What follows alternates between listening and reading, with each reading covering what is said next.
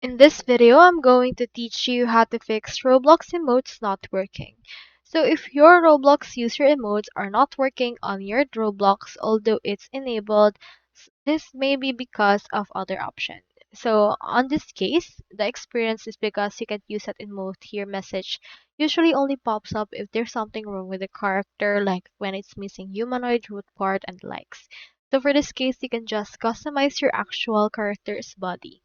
You can also use the custom starter character as a basic normal R15 model. So on this case, you can just turn off the character modification and use the emotes if it actually works through that way.